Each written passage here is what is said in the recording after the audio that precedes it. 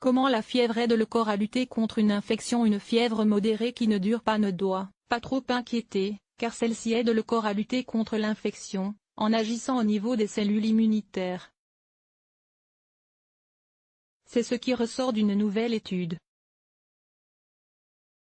Il a été montré que la fièvre était un mécanisme du corps permettant d'aider notre système immunitaire à lutter contre l'infection qui fait rage. Des chercheurs de l'Institut de biochimie et de biologie cellulaire de Shanghai sont parvenus à découvrir les mécanismes sous-jacents par lesquels la fièvre aide le corps à combattre l'infection.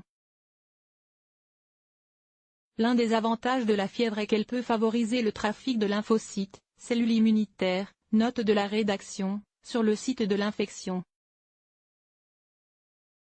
Vous aurez ainsi davantage de cellules immunitaires dans la région infectée qui élimineront l'agent pathogène, a résumé le Pr Jianfeng, auteur principal de l'étude parue dans la revue Immunity.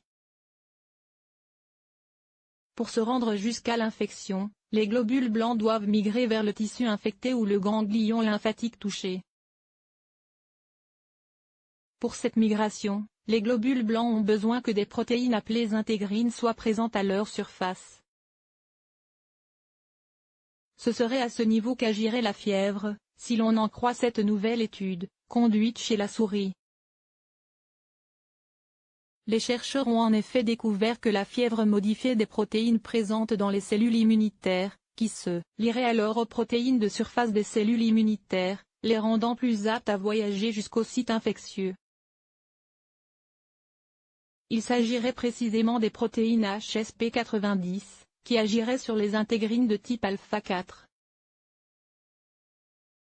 Le résultat montre que ce mécanisme s'applique non seulement aux lymphocytes mais également aux cellules immunitaires innées telles que les monocytes, a détaillé le Pr. C'est un mécanisme général qui peut s'appliquer à de nombreuses cellules immunitaires différentes exprimant les intégrines 4, a-t-il ajouté. Les scientifiques ont en outre constaté que, lorsque la voie entre HSP90 et les intégrines était bloquée, les souris étaient rapidement décédées suite à l'infection. Ce mécanisme d'activation du système immunitaire pourrait par ailleurs être impliqué dans les maladies auto-immunes, où le système immunitaire est déréglé au point d'attaquer l'organisme. Lorsqu'elle ne dure pas et ne dépasse pas 39 degrés Celsius, la fièvre serait donc sans gravité, et la preuve que le système immunitaire est en ordre de marche pour lutter contre l'infection. Une fièvre peu élevée et passagère ne doit donc pas inquiéter, sauf chez des individus particulièrement vulnérables comme les nourrissons, les femmes enceintes, les personnes âgées et les personnes affaiblies.